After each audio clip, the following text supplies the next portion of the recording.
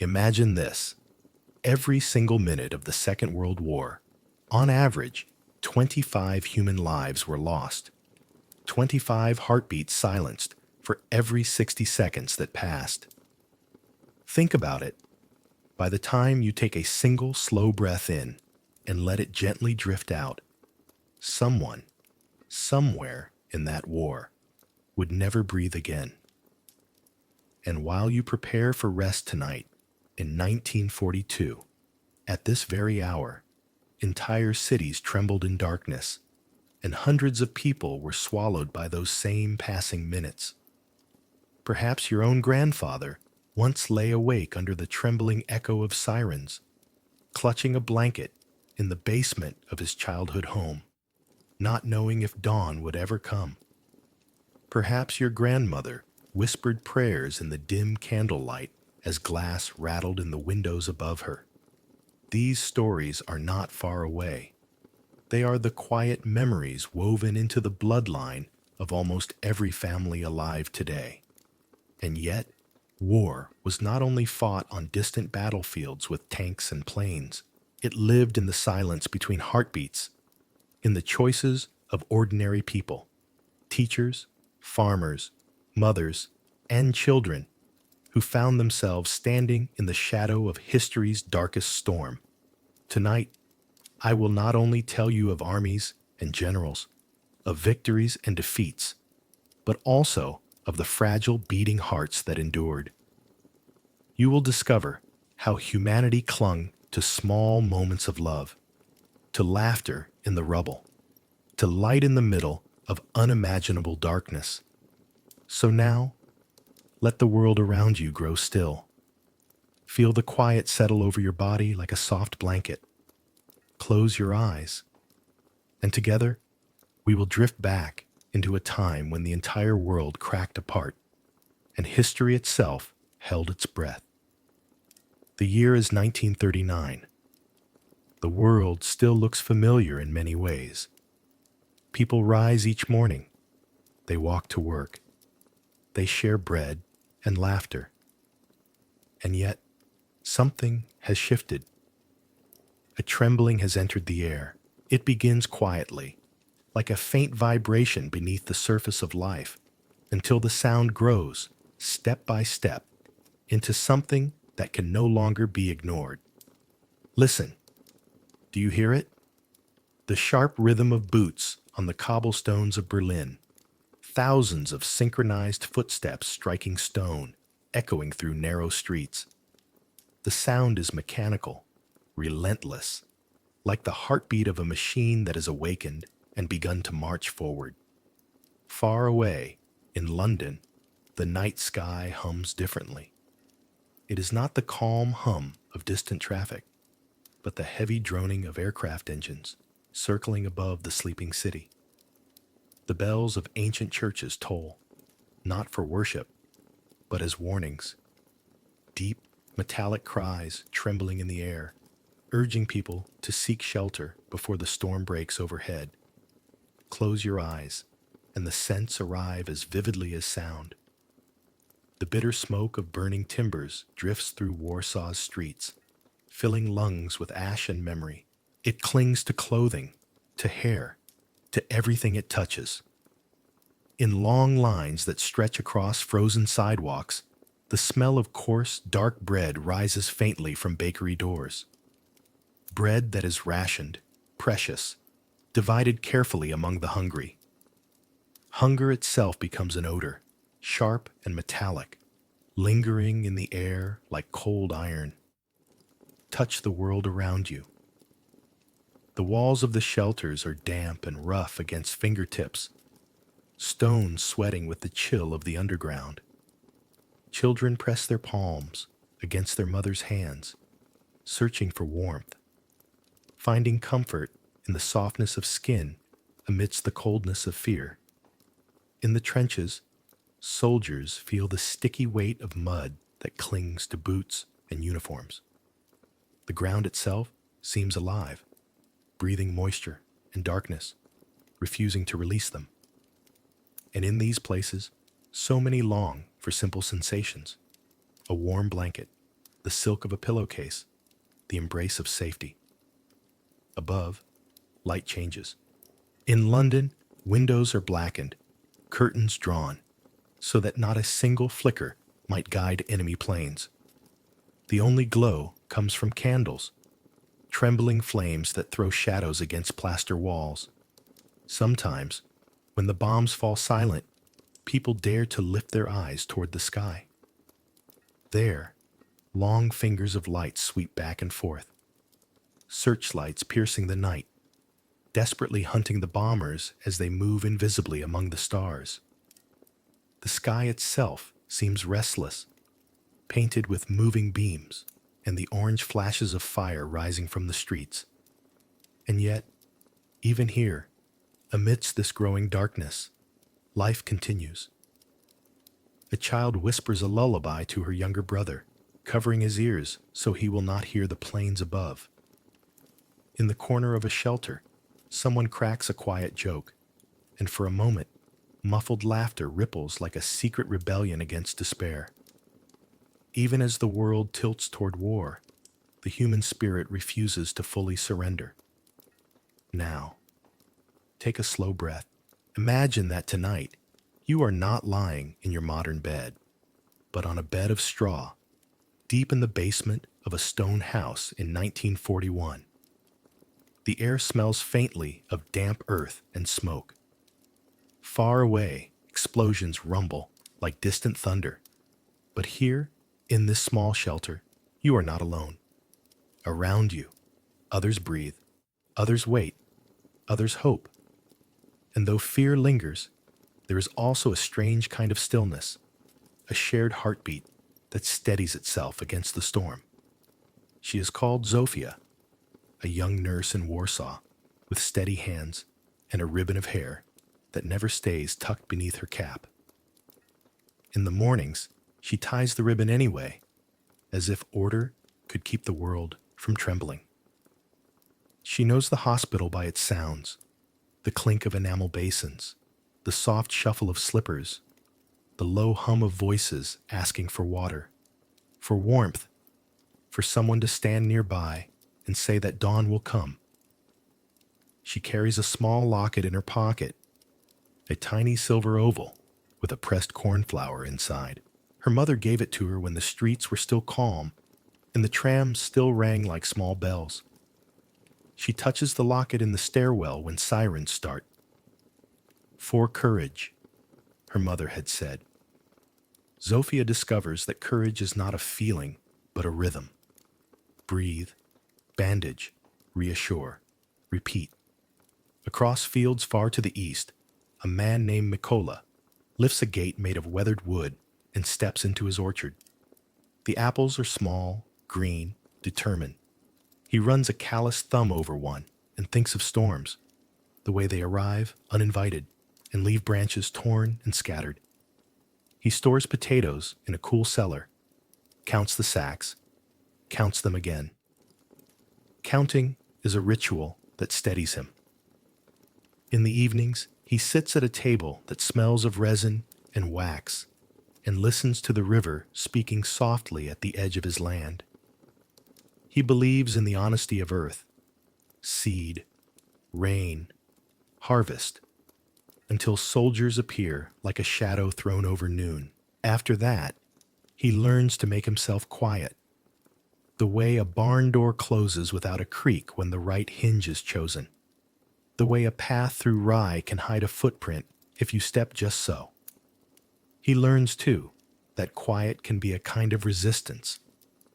Over the ocean, in a town with wooden porches and a baseball diamond that turns to dust in July, Jack Turner is 20 and restless. His hands are strong from carrying crates at the docks. His laugh is easy. His dreams are simple. Save enough money for a used car. Take Mary Ellen to the drive-in. Maybe see California one day. The radio changes everything. He sits on the stoop under a sky humming with summer and hears a voice describe places he has never seen. Coastlines, cities, names that suddenly weigh more than geography. When he enlists, his mother folds his shirts with slow precision, as if neatness could be a blessing. Jack learns the language of ships, bulkheads, hatches, muster. He sleeps with a photograph of home in his locker and a folded prayer in his wallet that he does not read but refuses to throw away. And in London, there is Lily, a child with a tooth missing and a fear of thunder.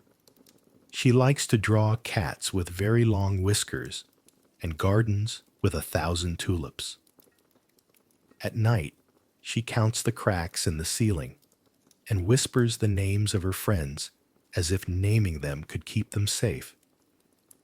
The city teaches her new games, how to find constellations through a slit of sky when blackout curtains seal the windows, how to race to the shelter with a tin of toffees without dropping any, how to read her mother's face when the wireless clicks on and voices grow careful.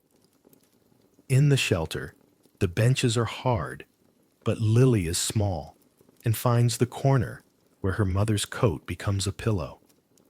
She learns to sleep to the drum of boots in the corridor above and the honest breath of strangers close by. 4 lives, 4 heartbeats moving through the same storm, each searching for something to hold, a locket, a row of apple trees, a folded prayer, a tin of toffees, small things, ordinary things. Yet in a world gone loud, it is the small and ordinary that teach the soul how to be quiet. Zofia's hospital becomes a map of choices. Some are simple. Change a dressing, bring water, share a smile that says, "You are seen." Others are the kind that move silently through the corridors like drafts under doors. A cousin asks if she can hide a bundle for a night. The bundle is not cloth, not food. It is a child with eyes too old for his face. Zofia looks at her own hands and realizes that hands can become doors. She opens hers. The child is asleep before midnight, curled on a cot with the cornflower locket under his cheek, as if a single dry petal could shelter him from the sky. When dawn slips into the room, Zofia feels different. Not because fear is gone. It is not. But because she has decided the shape her fear will take.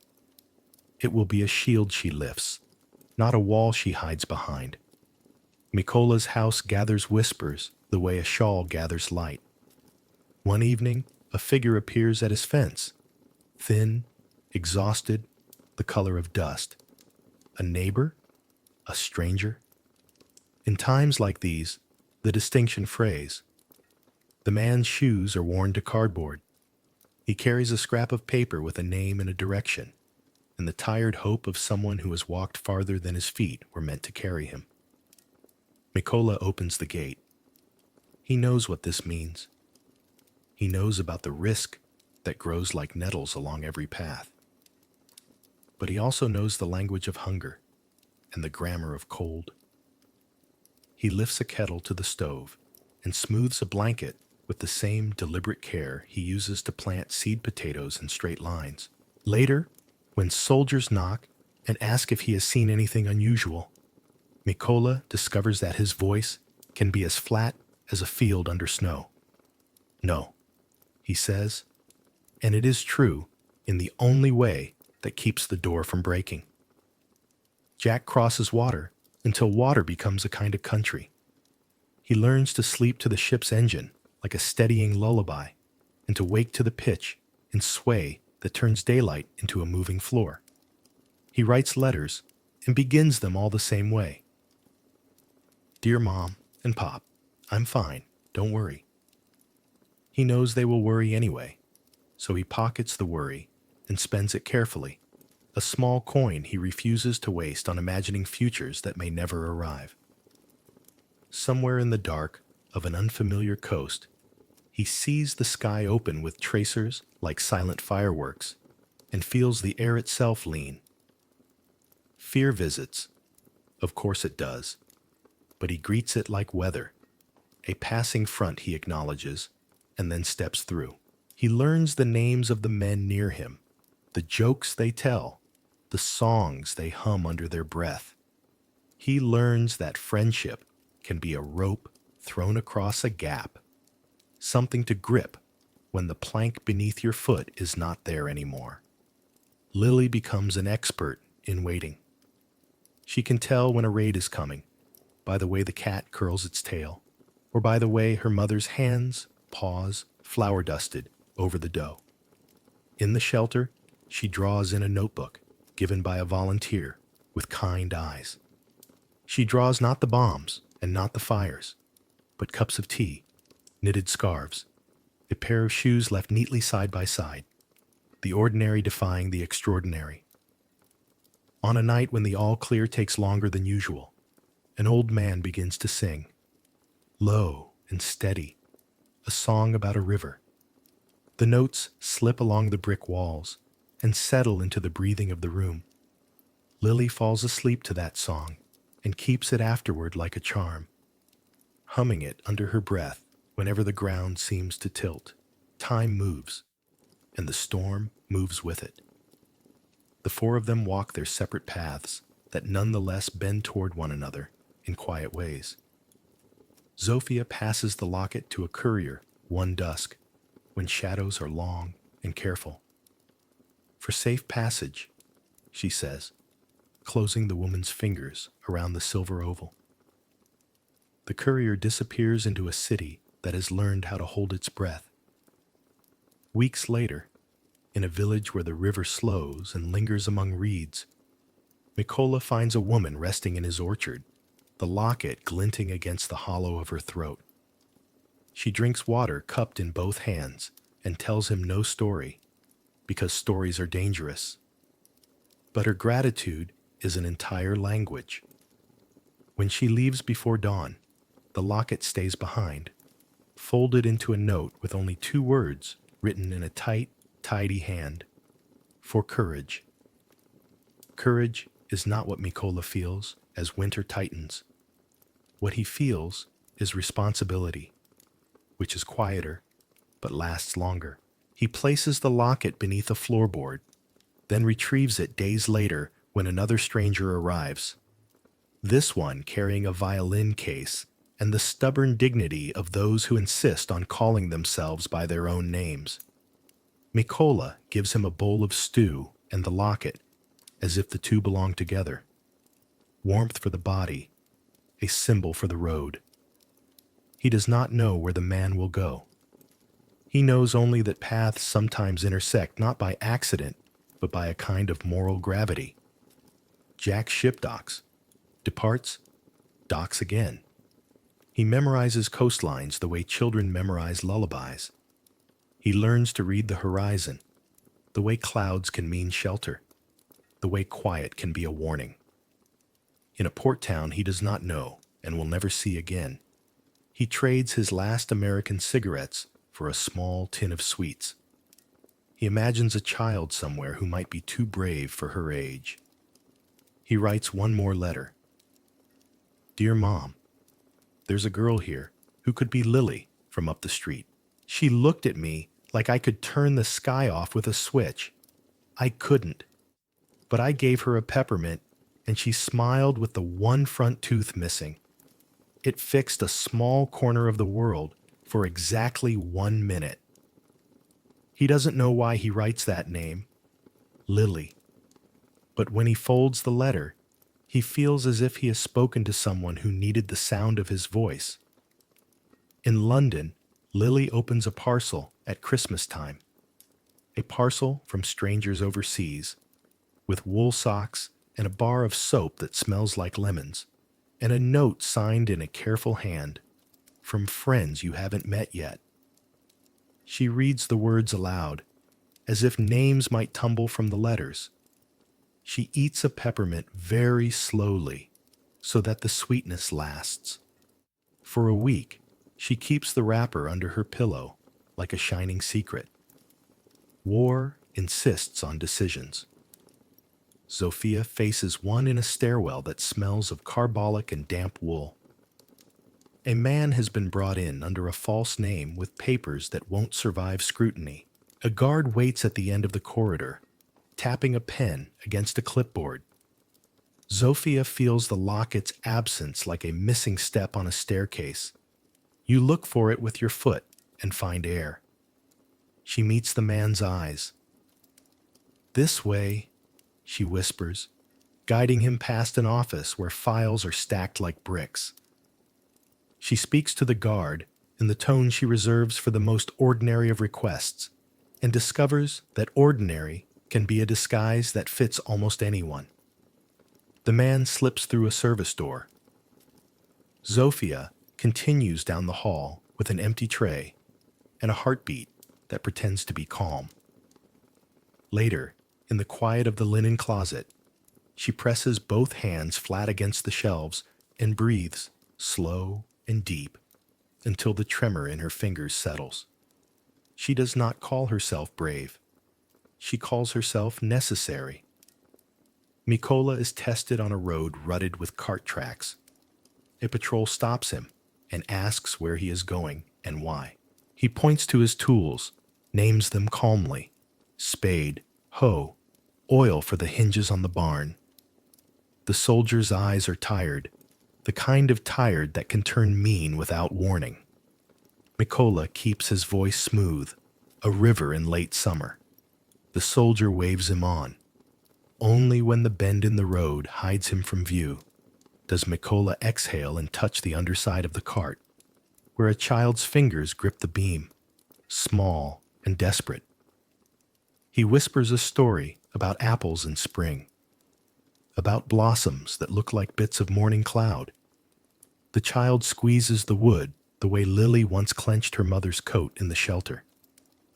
The cart rolls on. The world, for a moment, chooses mercy.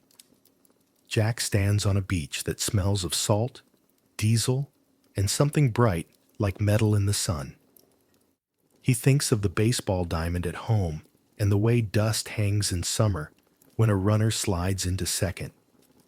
He wonders if he will ever again worry about something as small as a stolen base. Around him, men move with the deliberate awkwardness of those carrying more weight than they were designed to bear. A chaplain circles, offering prayers like handkerchiefs, useful, simple, meant to wipe away what can't really be wiped away. Jack feels the folded prayer in his wallet and leaves it there, a secret he doesn't quite believe in and doesn't want to abandon. He looks up, and for a second imagines that the searchlights of London are reaching across the sea, combing the sky for a safer future. He adds his breath to the thousands around him and steps forward when it is time. Lily grows an inch taller and learns 2 more constellations. She adds them to her map of safe thoughts: Orion, the plow, the river song. When an ant in the countryside takes her for a season, the nights are full of different sounds: owls, hedgehogs in the hedge, the whisper of wheat. She misses the city and does not miss it at all. On her last evening there, she sits on a low fence and watches bats stitch the dark with their quick seams. She whispers names again, the old game, and includes in her litany people she does not know: a nurse, a farmer, a boy on a ship. She does not understand why the words comfort her. Perhaps comfort sometimes arrives before explanations. Paths converge in ways the heart recognizes before the mind does. Jack receives a small parcel when his unit passes through a town stitched back together with wire and optimism. Inside is a locket, dented, silver, with a fragile flower pressed inside. No note. Only the sense that the object has traveled farther than most people do in a lifetime. He holds it in his palm and feels the weight of every unseen hand that carried it. Zofia's steady grip, Mikola's careful, earth-warmed fingers, the courier's breath as she ran. He does not know their names, but he understands the message. For courage, he tucks the locket into his pocket beside the folded prayer. The two sit together like old friends. Months later, when London's nights begin to open again and the moon can finally lay a quiet hand on the roofs, Lily meets a sailor on leave, handing out sweets from a tin that smells faintly of tobacco. He kneels to speak to her at eye level, as adults sometimes do when they remember what childhood felt like. He gives her the last peppermint, and after a second's thought, presses a small silver locket into her palm. "It's traveled," he says softly, "and I think it wants to rest." Lily opens it and sees the delicate flower, pale and brave. She doesn't know the word cornflower, but she knows what courage looks like when it is small and blue and holds its shape. What is fear? It is a door that swings both ways. You can close it and crouch behind it, or you can open it and walk through, holding someone else's hand. Zofia learns this with each corridor she walks. Mikola learns it each time he lifts a latch at night and lets a stranger pass. Jack learns it every time the ocean refuses to hold still. Lily learns it by listening to songs in basements where strangers become neighbors. None of them defeat fear. They rearrange it. What is love? Sometimes it is dramatic, but more often it is the quiet discipline of showing up, bringing water, hiding bread, telling a joke in a shelter, placing a locket in a child's hand because you believe she will keep it safe. Love becomes a practice, the way washing up is a practice, the way mending socks is a practice. Ordinary gestures repeated until they make a shape large enough to lean against. And hope? Hope is not a trumpet. It is a candle carried carefully through a crowded room. It is a field waking in spring. It is a folded prayer, left unread, but kept anyway. It is a peppermint shared on a gray afternoon that tastes like a promise you can actually keep. It is the knowledge that even as the world cracks, people reach toward each other across the fault lines. In the years to come, each will remember different details. Zofia will remember the smell of soap and the way light struck a glass jar on a windowsill, making the room look briefly like a chapel. Mikola will remember the heft of apples and the quiet footfalls of those who traveled by night. Jack will remember the way laughter sounded on a deck between storms. Too loud, too grateful, as if joy itself were daring to exist. Lily will remember a song about a river and a locket cool against her skin. When they think of the war, they will not see only maps and dates. They will see hands. They will see doors opening. For now, in this story, let them rest in the soft pause between one page and the next. Zofia in a stairwell, with her palm over her heartbeat. Mikola at his table, listening to the river count the stones. Jack on a bunk with a letter half written, the words unhurried. Lily under a blanket that smells of soap and smoke, the locket warm as if it had a pulse of its own. Breathe with them, slow and even, the way you breathe when the worst has passed for tonight, and the kettle sings, and the sky, at last, remembers how to be kind. History does not change all at once. It alters the texture of ordinary days. Under occupation, an hour looks almost the same as it did before. Streets, shops, church towers, laundry lines, but the air has new rules in it. Walls receive notices in unfamiliar fonts. Clocks matter differently. Doors are counted. Windows darkened. Voices kept to certain volumes. People carry papers the way they once carried handkerchiefs. Always, quietly, as part of breathing. The line between a private life and a public demand thins until it is almost transparent. You can still buy bread if you wait. You can still write letters if you choose your words like a surgeon chooses instruments. You can still laugh if you lower your head and fold the sound into your coat. Occupation is a method of arranging a city. Streets are narrowed by checkpoints. Cafes learn the new posture of silence.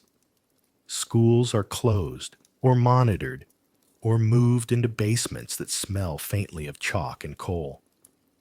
A poster goes up, curfew, another, ration, another, register. The verbs are short and absolute. Markets begin earlier, queues begin earlier still. People bring books to read while standing, or knitting to pass the wait. They exchange recipes that transform scarcity into a kind of art. Sugarless cakes, soups that convince the body to feel full. The black market breathes in the margins, as markets do when they are squeezed. Coins are replaced by barter, wool for soap, a watch for potatoes, a favor for a favor. In this rearranged world, collaboration has many textures. Some wear uniforms.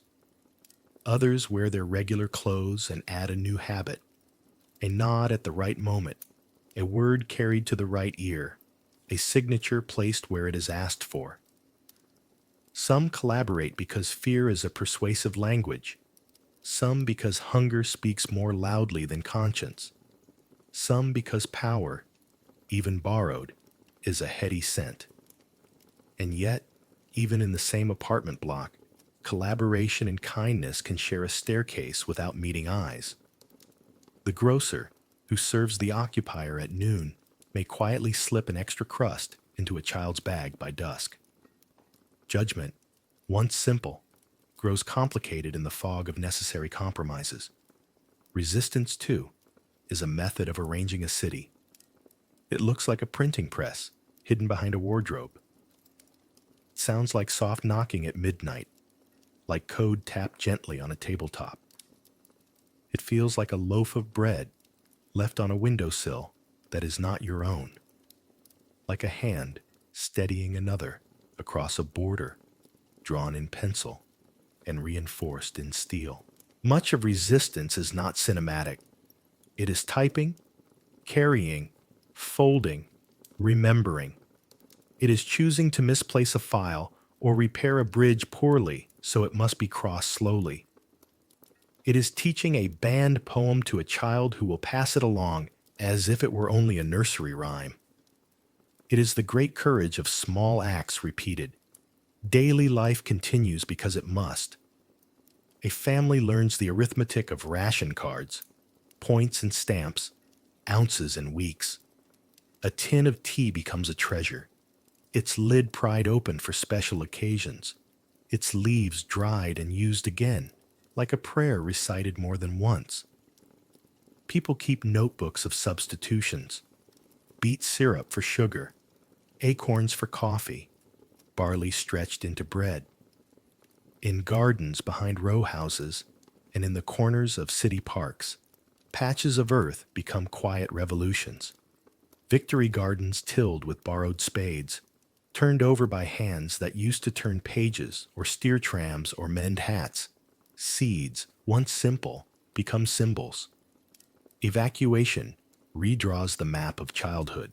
Children board trains with labels pinned to their coats.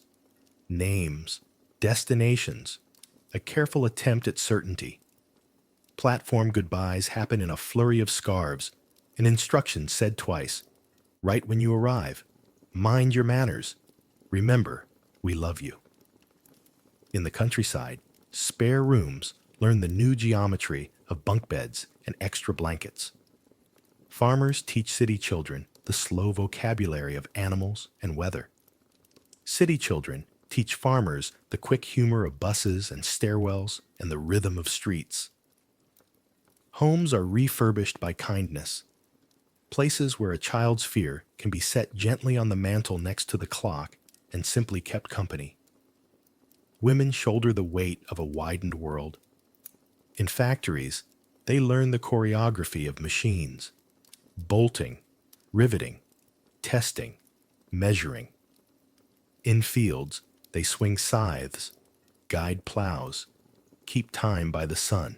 In offices and huts where windows are painted over, they read patterns and lines of numbers and strings of letters, untangling knots that ships and soldiers will never see. In hospitals and kitchens and shelters, they count bandages, calories, breaths.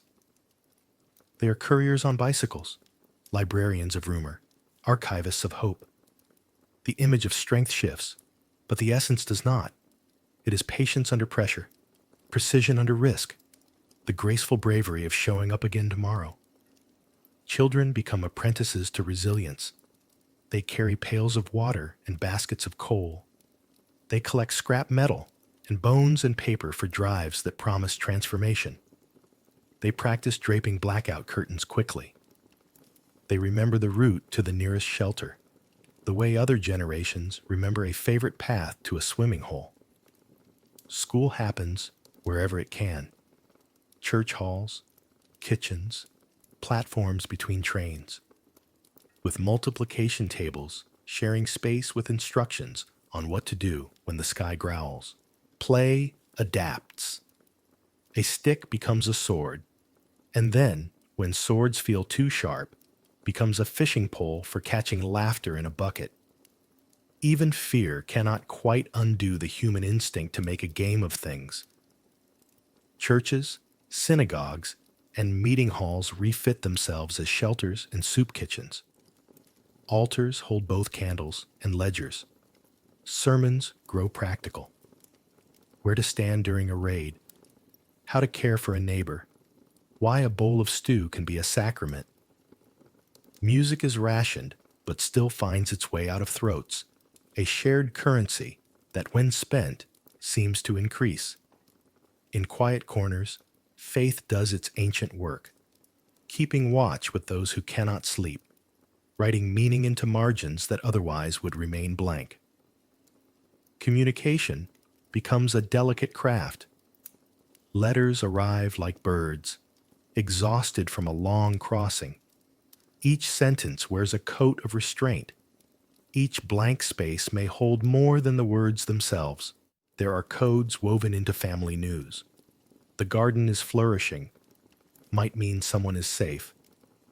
We had a little rain might mean a raid was heavy. Radios thread houses together at dusk.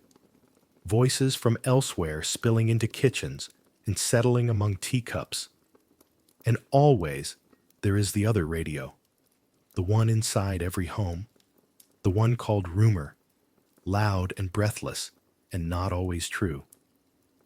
People learn to separate wheat from chaff with the quiet tools of common sense, keeping panic from becoming a second enemy. The social fabric stretches and tears, and then, strangely, mends itself into new shapes. Families are divided by assignments, deportations, front lines, choices. An aunt becomes a mother. A neighbor becomes an uncle. A billet host becomes a grandmother. A child will name in later years with the same tenderness as blood. Streets form committees because committees feel like control. Collections for coal, for blankets, for prams, for shoes.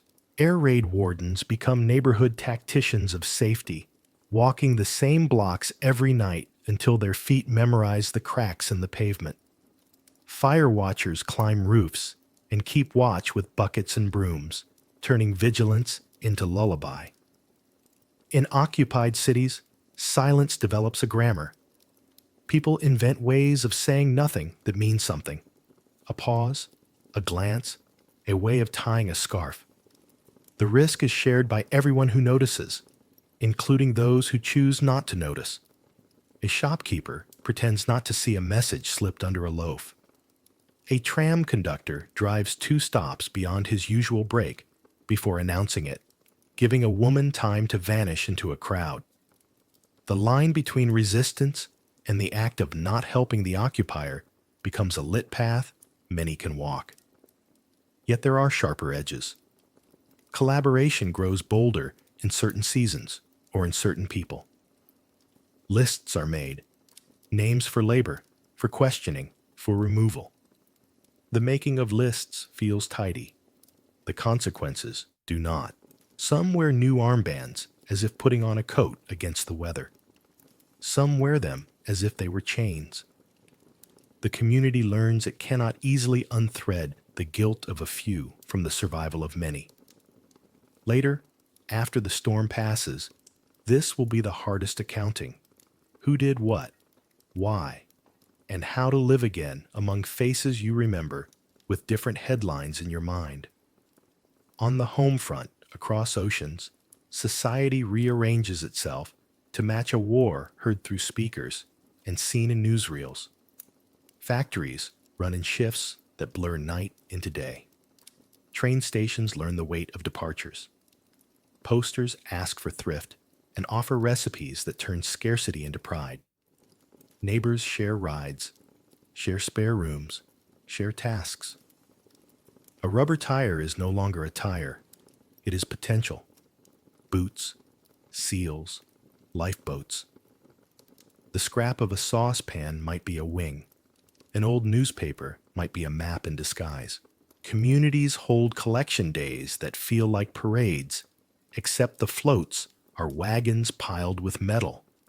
The music is a brass band with missing trumpets, and the confetti is sunlight flickering on bicycle wheels. Women's organizations grow networks as complex as any supply chain. They host canteens where a bowl of soup and a postcard can repair an afternoon. They gather wool and knit not only garments, but messages. You are not forgotten. Someone's hands warmed this for you. We expect you home. In offices tucked behind factories, they manage ledgers that are really stories. Who is housed? Who needs shoes? Whose baby arrived early? Whose son has not written lately? The gentle bureaucracy of care becomes a fortress against the rougher bureaucracies outside. Rationing, for all its scarcity, teaches a new etiquette of gratitude. To be offered a slice of cake becomes an event, a small party in honor of sugar. To be given an orange is to hold sunlight itself. Parties adapt. Birthdays are celebrated with songs instead of candles. Weddings with borrowed dresses and rings soldered from old spoons. The absence of things becomes an invitation to presence. People tell stories longer, listen more carefully, memorize the faces around a table, because no one knows who will be missing when the soup is ladled out next time. Night carries its own social agreements. During blackouts, people walk more slowly and speak closer to one another. A stranger's hand may guide another's elbow around a curb. A cyclist's bell becomes a polite introduction. When the all clear sounds, relief is both public and private. Cheers, certainly, but also the collective exhale of neighbors whose names you may not know, but whose breathing you can recognize. Sleep in these years is communal. A town deciding together, tacitly, to trust the dark again for a few hours. Education goes undercover and also outdoors. Teachers become itinerant scholars with satchels that hold chalk, readers, and a resilience manual written in the margins. Children recite times tables in gardens, while planes purl faintly above like distant tractors. When schools reopen, they share buildings with clinics and offices, learning new timetables and the polite choreography of shared space. Homework carries instructions for safety, along with sums. Where to meet if separated, what to bring if evacuated, how to keep a calm mind. Art does what art has always done. Notices. Painters trade canvas for churned snow on a window pane, sketching in steam with a fingertip. Poets invent brief forms that can be hidden inside a shoe. Musicians carry their instruments in cases that also carry bread. Theater companies perform in basements and barns. Audience members pass along lines like buckets at a fire. Here, Take this scene. Keep it safe. A joke told softly can clear a room of fear, just for a minute. A lullaby in a shelter can stitch together strangers into a temporary family. The thread crossed through the needle of melody. The economy of trust now includes risk. To give someone your last egg is generosity. To give them your address is faith. People measure themselves not by speeches, but by errands run in complicated days. Standing in line for a neighbor, watching a toddler while a mother reports for a shift, trading a shared sewing machine between windowsills. Some learn there is more wealth in a well-seasoned pan than in a locked drawer. Others, who once counted success in coins, begin to count it in thank you notes pinned to curtains with clothes pegs. In the countryside, seasons keep their appointments, and this continuity steadies the world. Plowing still happens in spring, haymaking in summer, pressing apples in autumn. The harvest festival includes unfamiliar faces, the evacuee who can now name 12 breeds of sheep, the city ant who learned to milk and is proud of her hand's new strength.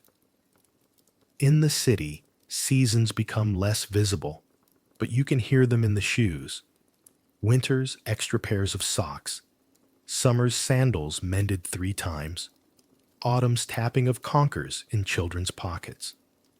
Market stalls adjust colors, greens and browns, then roots in jars, then the hopeful yellow of preserved peaches echoing a sun hidden by clouds. Law grows both heavier and lighter. Heavier in the books, edicts, curfews, quotas. Lighter in the alleys, workarounds, understandings, favors. People remember an older law as they pass one another.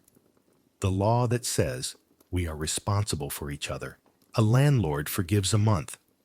A butcher keeps a bit back for the widow with 3 boys. A tram driver holds the doors 2 seconds longer for a woman running with a bundle that is obviously a child under a coat that is obviously too big.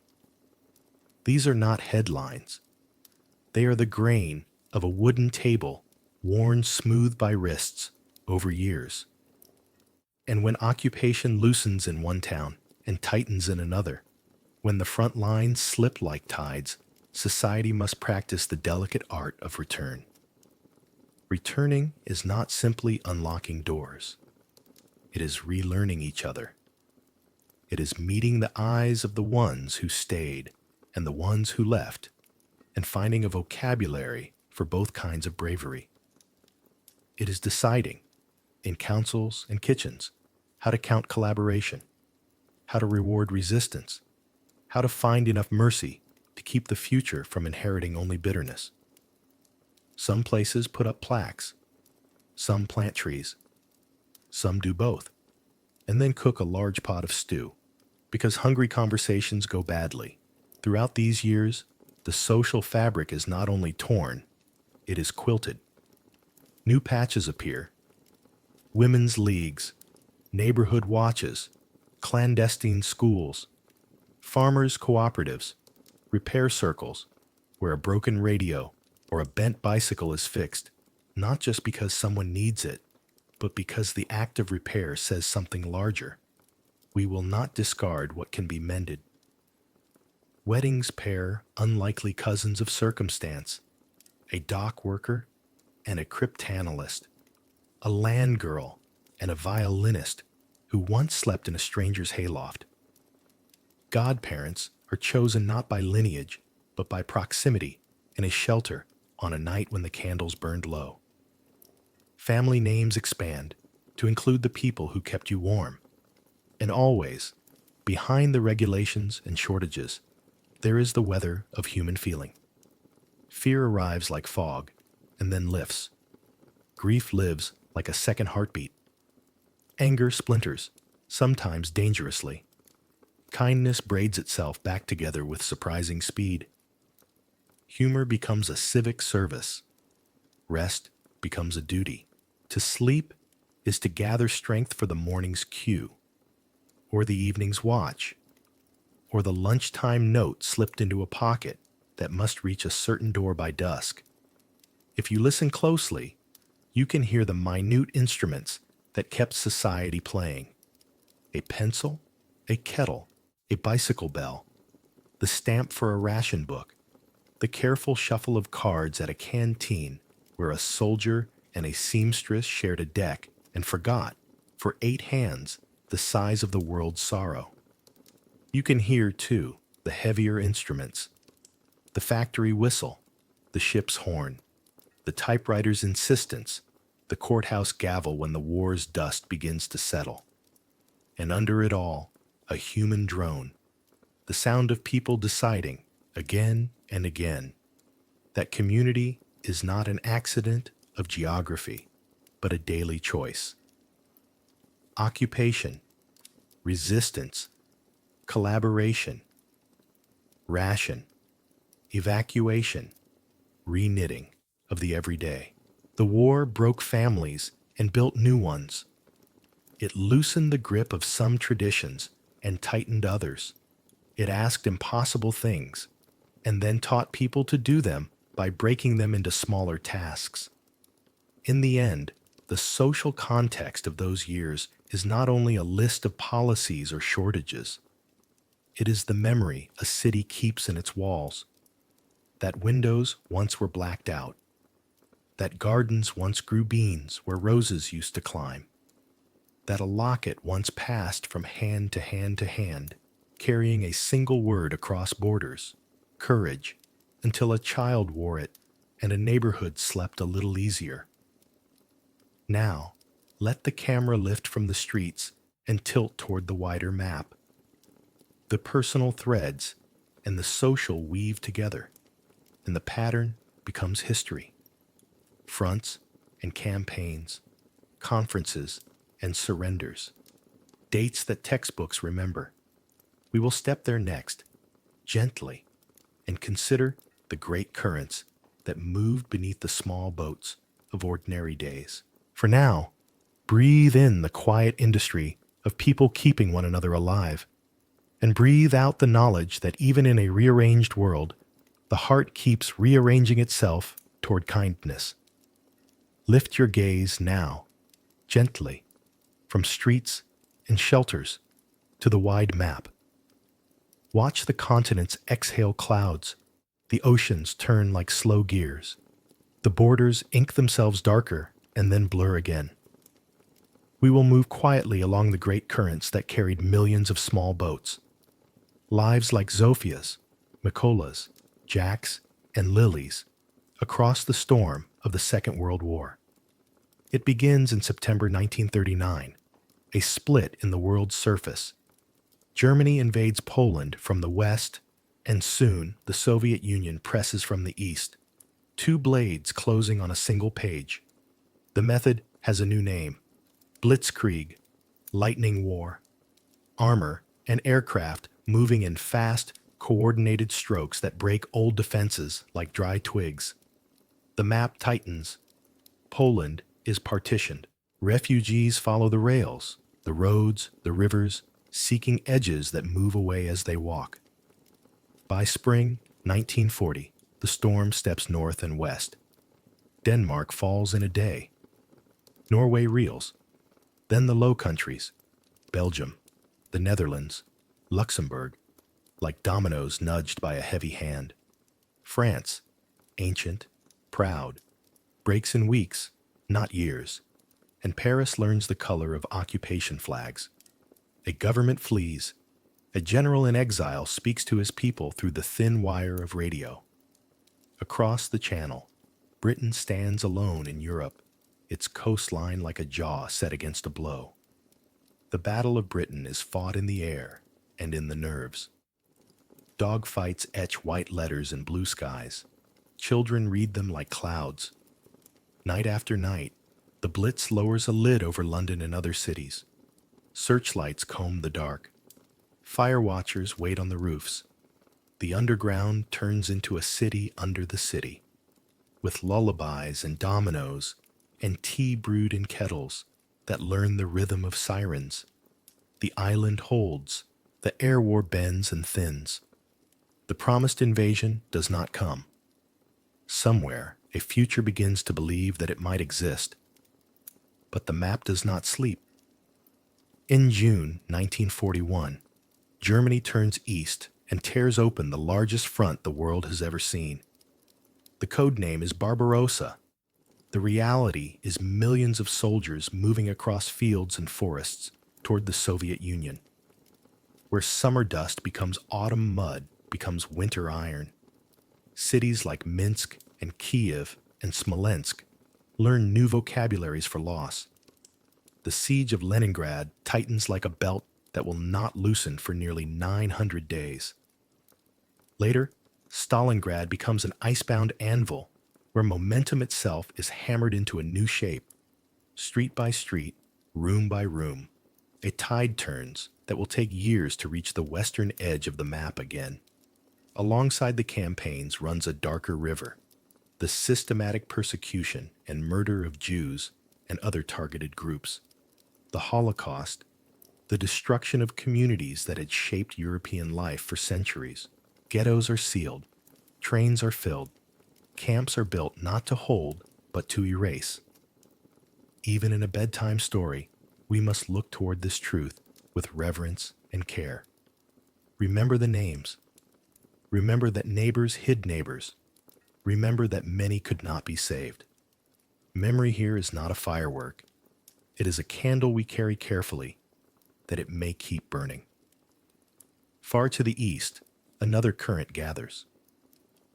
In December 1941, planes lift from carriers and find Pearl Harbor, and the United States wakes to a war it had watched but not joined.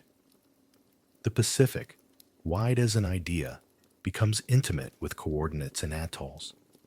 In June 1942, the Battle of Midway tilts the sea. Carriers burn and sink. The balance shifts. Island by island, Guadalcanal, Tarawa, Saipan, Iwo Jima, Okinawa, soldiers learn the shape of coral and the meaning of distance. The ocean teaches patience and cost. Back in North Africa, and then Italy, the Allies test a second front. Deserts turn into chessboards of supply lines and sudden storms of armor. Mountains become fortresses that must be climbed under winter. In June 1944, the long-held breath finally leaves the chest. D-Day, the landings in Normandy.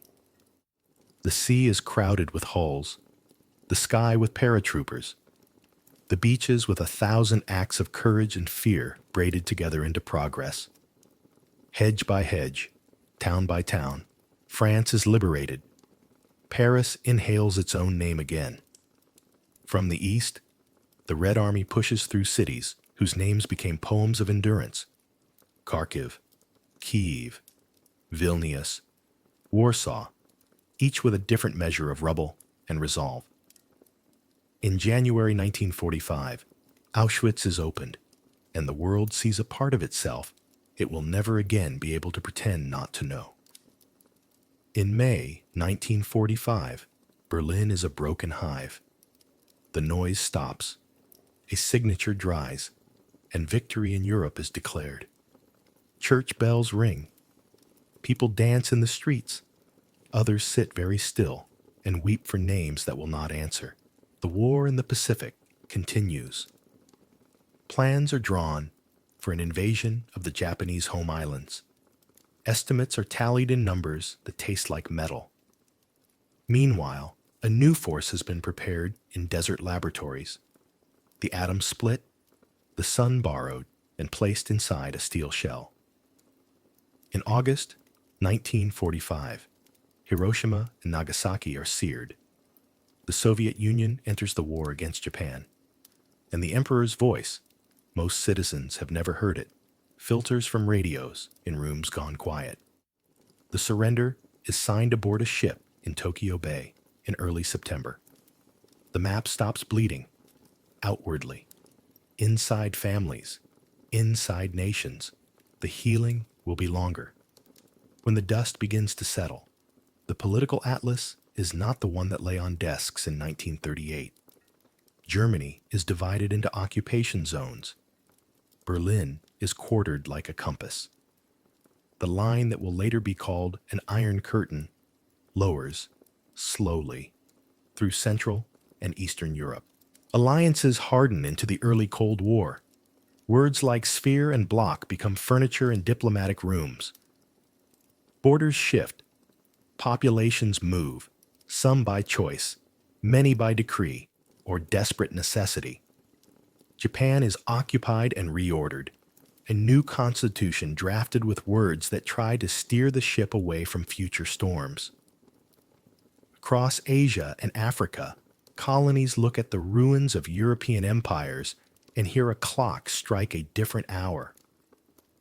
India will be independent within 2 years. Others will follow in a long, uneven line of departures and arrivals. At the same time, new architecture is built for the world's conversations. In San Francisco, in 1945, delegates gather and sign a charter for a United Nations, an attempt to store the lessons of catastrophe inside institutions that outlast the generation that learned them. A Security Council with permanent members and the power of veto is a compromise shaped by power and fear and hope. Imperfect? Yes. Necessary? Also yes. The hope is simple and enormous, that when the wind rises again, and it always rises, there will be a place where nations can speak before they shoot. Other frameworks are laid. At Bretton Woods in 1944, the world sketches financial scaffolding, the IMF, the World Bank, to manage tides that once drowned economies and bred monsters. In Nuremberg and later Tokyo, trials are held. The courtrooms smell of paper and history. The idea is not revenge, but record, not only punishment, but precedent. To name crimes that once hid behind uniforms and titles. To insist that individuals carry responsibility even when states give orders. A few years later, in 1948, the Universal Declaration of Human Rights offers a text for a different kind of citizenship, one that sits beneath passports like bedrock. These documents cannot comfort a grieving mother by themselves, but they can help a future mother have less to grieve. The war redraws households as well as maps. Women who ran factories, fields, code rooms, and city blocks do not return entirely to the pre-war margins. The lines of work and identity have moved. Education expands. Science, accelerated by wartime urgency, steps into peacetime medicine, computation, rocketry, gifts and dangers braided inseparably. Cities are rebuilt in brick and in policy. The Marshall Plan pours material and confidence into Western Europe. Eastern Europe rebuilds under different rules and watchful eyes. Israel will be declared in 1948 amid hopes, traumas, and new conflicts. The 20th century's next chapters begin not with a clean page, but with palimpsest handwriting, the past legible under the present. What, then, are the lessons we carry forward, like supplies for a long walk? First, dehumanization is the match. Long before tanks move, words move. When neighbors are taught to see neighbors as pests, threats, problems to be solved, rather than persons to be greeted, the fuse is already lit. Listen for language that sorts people into less than. Interrupt it when you can. Gently at first, firmly if needed. Second, crises love conspiracies. Economic panic, political humiliation, sudden technologies. These create fog in which myths breed. The cure is not scorn, but light. Transparency, education, the boring, patient work of trustworthy institutions. Build them, defend them. Expect them to be better than leaders sometimes want them to be. Third, Authoritarianism offers speed and steals soul. It promises order, and for a while it delivers trains on time and speeches that feel like clarity. Then it asks for small obediences that grow teeth. The antidote is ordinary courage practiced early. Local papers, local councils, courts that say no, citizens who show up and read the fine print. Fourth, bystanders tip history. We honor heroes, and we should. But the arithmetic of catastrophe often turns on those who almost acted. A clerk who refuses to stamp a form, a neighbor who opens a door, a worker who misfiles a list. These are the hinge points we rarely write monuments for, though 1,000 nights of sleep were saved because they existed. Fifth, alliances matter. No island is truly an island. Even islands need radar and friends. The web of agreements woven after the war, military, economic, cultural, has often felt cumbersome. But webs catch falling things. They do not stop every descent, yet they slow enough to give hands time to reach up. Sixth, technology is a multiplier, not a moral. The same physics that lifted a mushroom cloud later powered hospitals and homes. The same cryptography that shielded plans now secures your evening conversation. We must braid ethics into engineering, the way rebar is braided into concrete, invisibly, from the start. Seventh, memory is maintenance. Commemoration is not a posture, it is a practice. Museums, testimonies, school lessons, quiet days of reflection. These are not about freezing the past in amber, but about oiling the hinges of the present so they swing more quietly. When we say, never again, we must also say, here is how, and then teach the how. Finally, humanity stubbornly tends toward repair. After the war, gardens were planted in cratered soil. Orchestras tuned instruments that had survived in cupboards. Couples stitched ceremonies out of borrowed clothes. Strangers adopted one another across lines that once were barricades. The impulse to mend is as old as harm. It does not erase, it counterweights. As you rest, hold the large arc lightly. From the shock of 1939, through the iron winters and burning summers, to the signatures of 1945 and the careful architecture of the years that followed, somewhere on that arc, Zofia finished a shift and watched dawn lick the rooftops. Mikola counted his trees and found he still had enough for a harvest. Jack boarded a train and finally kept a promise to go home. Lily took off her blackout curtain and let the moon back in. The map changed, yes, but the most important borders, between indifference and care, between silence and speech, between fear and the next helpful act, are drawn and redrawn every day by hands like yours. Breathe in the lesson. Breathe out the vow. The past is not a chain, but a compass. Let its needle settle in your chest, pointing you, quietly, steadily, toward the work of keeping the world kind. The storm gathers its fiercest energies, and yet we will walk through it slowly, with soft steps, naming what must be named and holding a steady light. Stalingrad arrives like iron winter. On the long road east, soldiers and civilians both discover the endurance hidden in the human frame. Houses become bunkers.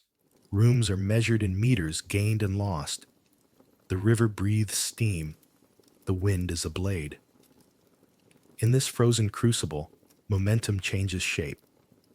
Zofia hears the news not on a battlefield, but in a dim hospital corridor, carried by a courier who speaks in whispers so as not to wake the sleeping. A city has refused to yield. The tide begins to lean the other way. She tucks that word, refused, into her pocket as if it were an instrument. something she can use when fear rattles the glass in the windows. Farther west, Mikola feels the turn in subtler ways. Soldiers who once strode now watch their footsteps. Trains that once emptied villages now run in reverse with wounded and worries piled high. He listens to the river through the orchard and understands that currents change first in the middle. The banks notice later. He keeps opening his gate at night. It is a small act that feels enormous in a season when the map is loud. Across an ocean, Jack trains for a shoreline he does not know yet by name. He learns to fold fear into tasks. Check the strap, clean the rifle, write to mom, sleep when you can. The day the orders come, the sea is a field of metal, the sky a hive of engines, the horizon lined with possibilities that look like rain but are not. Normandy is not a word on a map anymore. It is sand and noise and a determination that moves on elbows when legs refuse. Jack discovers that courage can be a series of inches. He thinks of the baseball diamond, of dust hanging in the summer air, and puts one boot in front of the other until the beach is behind him and the hedgerows rise like green walls. Town by town, the road opens. Underneath these movements, the darker river continues. The Holocaust reveals itself not in one moment, but in many. Whispers, then testimonies, then doors opened by soldiers who expected storage and found absence, who expected silence and found names.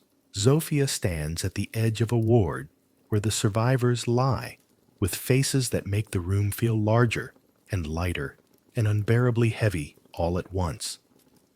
She has no speeches. She has water and a steady voice and the habit of saying a person's name as if it were a hand placed on a shoulder. The world, peering in, learns slowly how to look and not look away. Remembering becomes part of breathing. The war keeps two clocks. In Europe, the second hand races, from hedgerow to river crossing, from Paris, breathing again, to bridges in the Ardennes that test the last reserves of a hurt machine. In the East, cities return to themselves brick by brick, while armies push through fields that once were harvests and now are maps of a different kind. Berlin is a ruin that still, somehow, contains songs. The signatures, when they arrive, are written with hands that tremble for many reasons. Bells ring. The streets exhale. Lily, older now, opens a window without a blackout curtain and lets the night be the night. VE Day tastes like relief and uncertainty stirred together. A new recipe no one has tried before. Yet the ocean keeps its own counsel.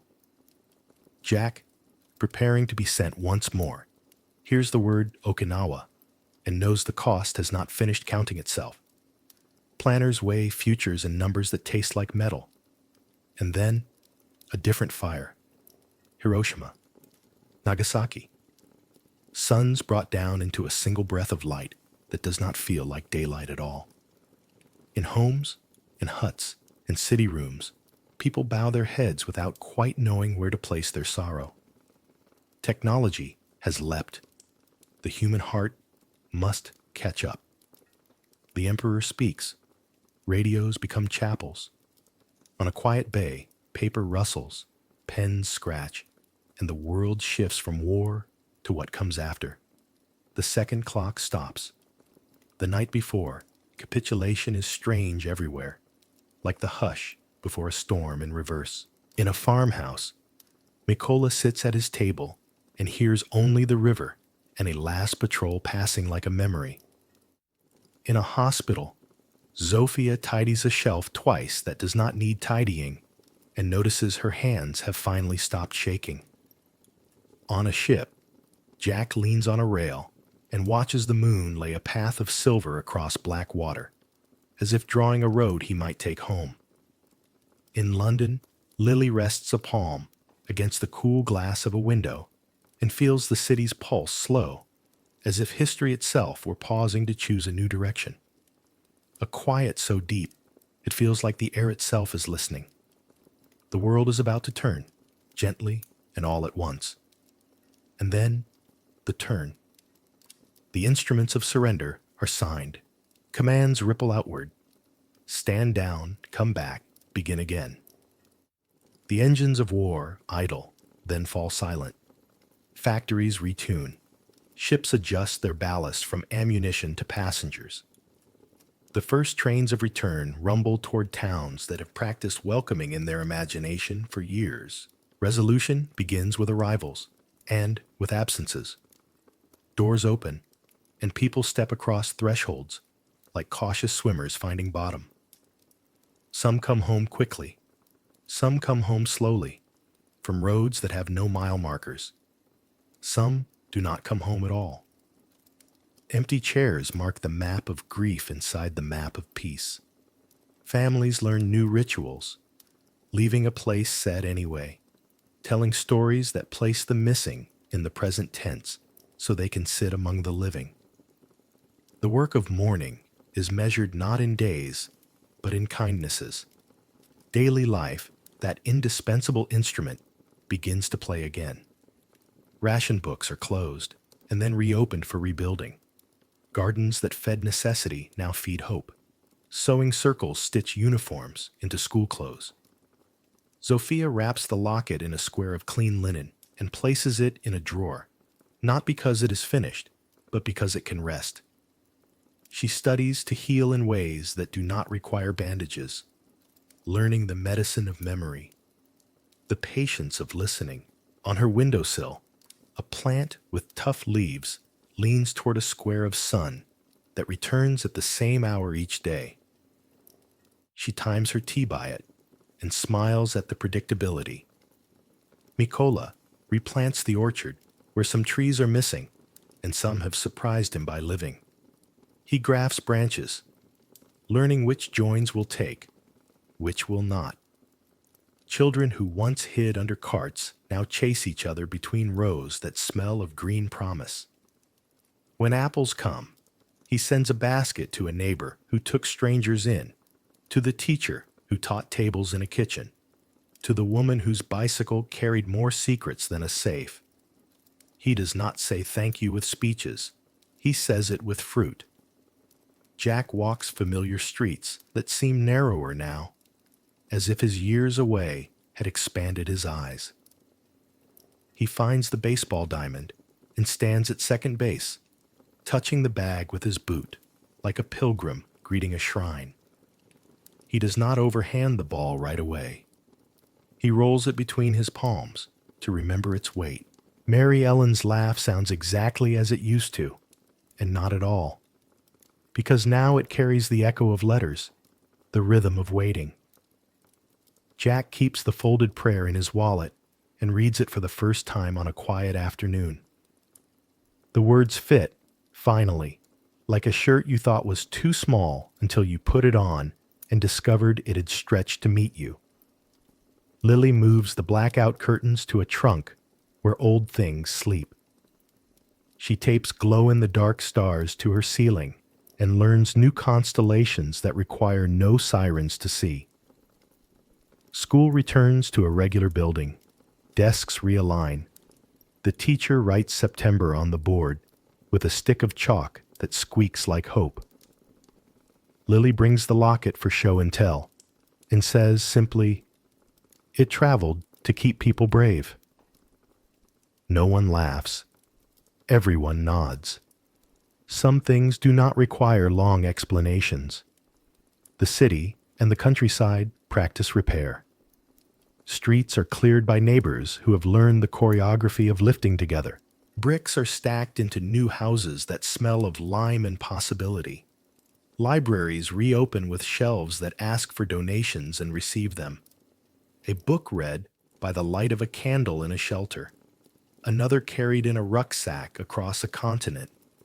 Music returns to halls with fewer chairs and louder clapping. Weddings bloom like surprise gardens. Rings are cut from old spoons and shine as brightly as gold, because love polishes whatever it wears. There is policy, too, and paper, grants, plans, councils that meet under portraits and argue kindly about roofs, bridges, schools. The language of laws softens at the edges. Phrases like human dignity, social care, rights, words that seemed abstract before and now feel like the names of tools you can hold in your hand. Across borders, people sign documents that promise help, promise patience, promise that the future will be built in partnership. The promises are imperfect, but they are made in daylight, and that matters.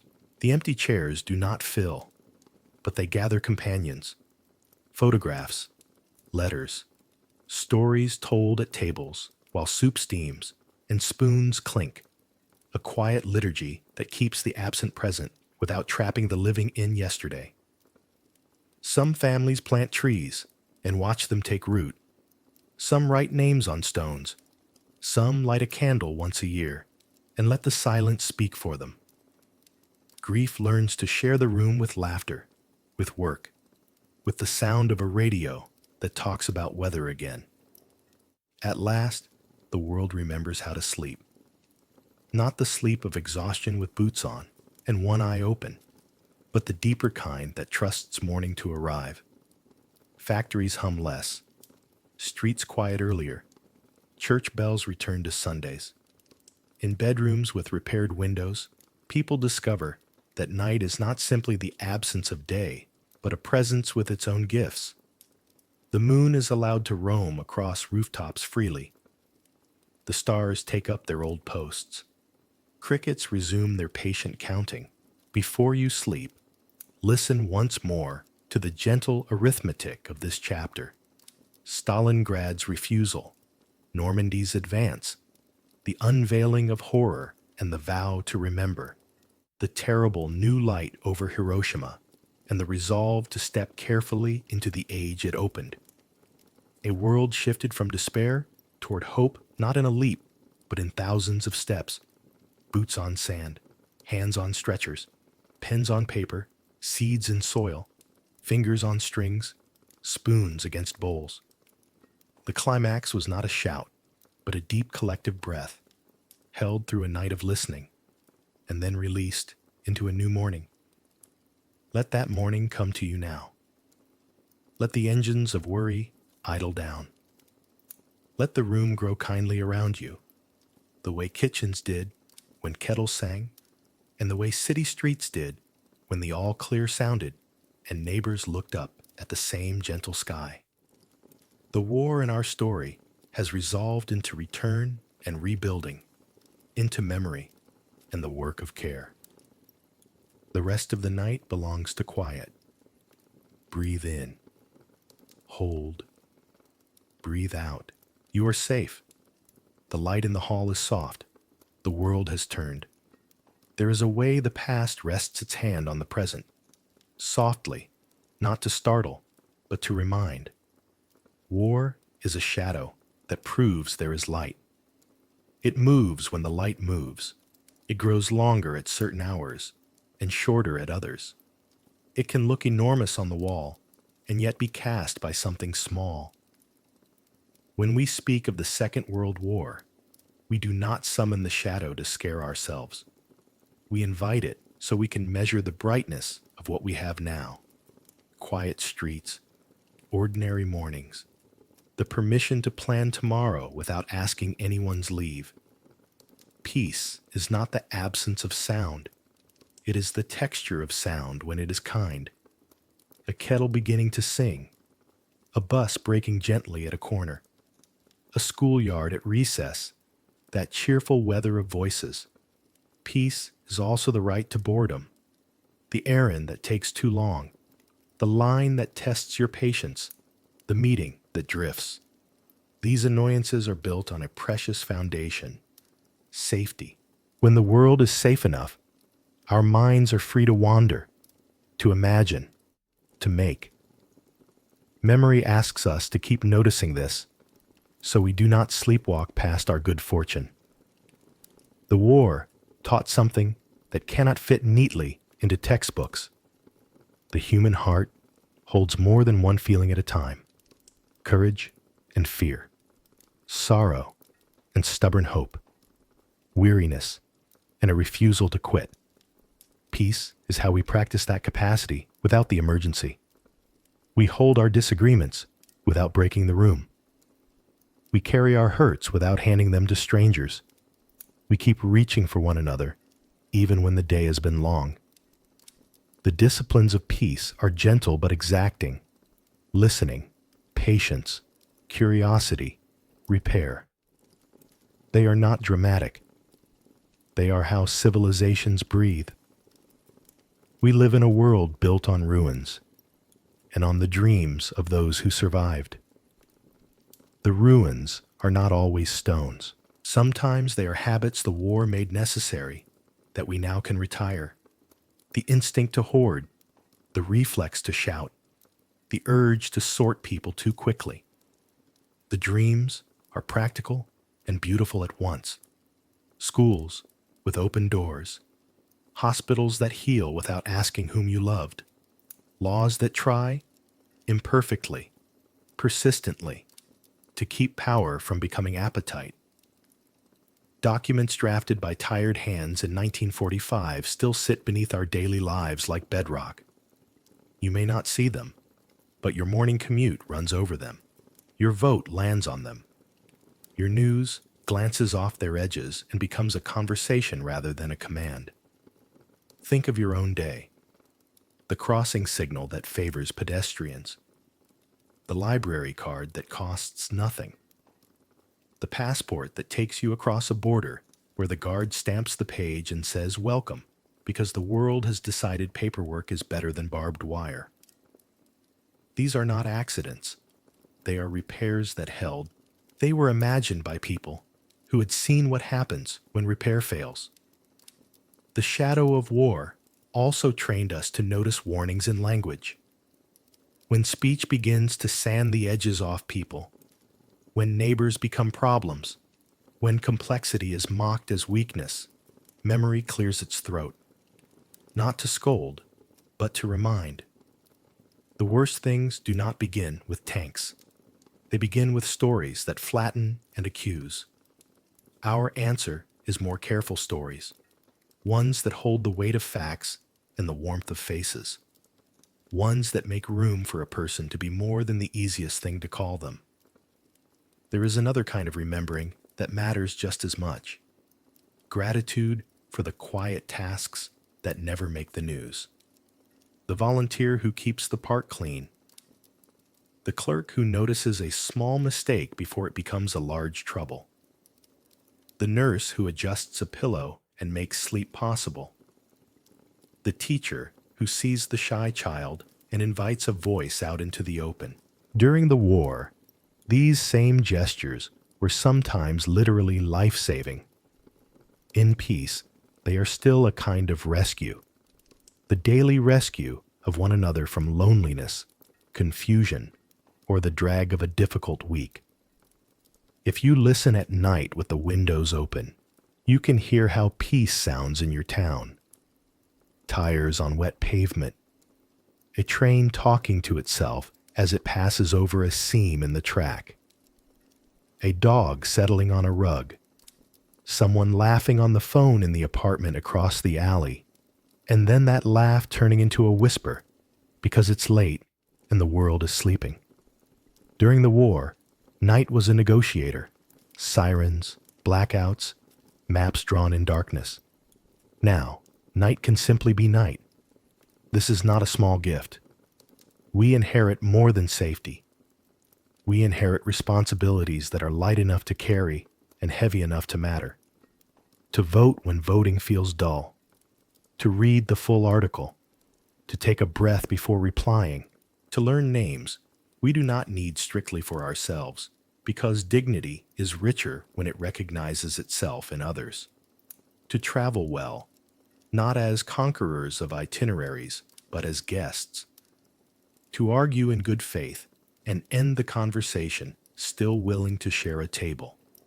These are the peacetime equivalents of wartime courage. Harder to photograph, easier to skip, absolutely essential. And when the world trembles, as it always will, sometimes in ways that feel familiar, sometimes in new disguises, memory becomes a compass. Its needle does not point toward rage. It points toward the work. Protect the vulnerable. Tell the truth. Find allies. Keep humor alive. Share the load. We can be grateful that our emergencies are smaller, and we can be ready when they are not. Both things can be true. The shadow reminds us, and the light gives us the tools. Let us, before sleep, visit 3 pictures and set them gently on the bedside table of the mind. First, a quiet street after a storm. The asphalt shines like a new idea. Leaves are pressed flat like hands that have been calmed. You can smell the cool dust, that sweet mineral perfume the earth releases when it has been forgiven some heat. A child steps outside barefoot to test the world and finds it friendly again. A broom swishes, a door opens. Somewhere, a radio still speaks in the kitchen, not urgently, just keeping company. This is what recovery looks like, not triumphal, but deliberate, the kind of calm that invites a deep breath. Second, a night sky over Europe without planes. No droning, no circling, no searchlights combing for harm, just the faithful architecture of stars. The Big Dipper hanging like a ladle above a town that has washed its face. Cassiopeia lounging. Orion off duty, belt unbuckled. The Milky Way is visible again, where the countryside runs dark and generous. It looks like a road or a river, ancient and unbothered by our dramas. People look up from fields and balconies and metro stops and remember, we belong to something wider than our headlines. Third, the moon, not a symbol tonight, just itself. It lays a soft path across rivers and rooftops, across the English Channel, across the Vistula and the Seine and the Tiber, across small ponds behind farmhouses and large harbors where ships nod in their berths. Its light does not choose sides. It is the most democratic thing we have. A nurse finishing a late shift, a farmer locking the gate, a sailor home at last, a child with glow-in-the-dark stars on her ceiling. Each receives the same silver. In that impartial kindness is a lesson.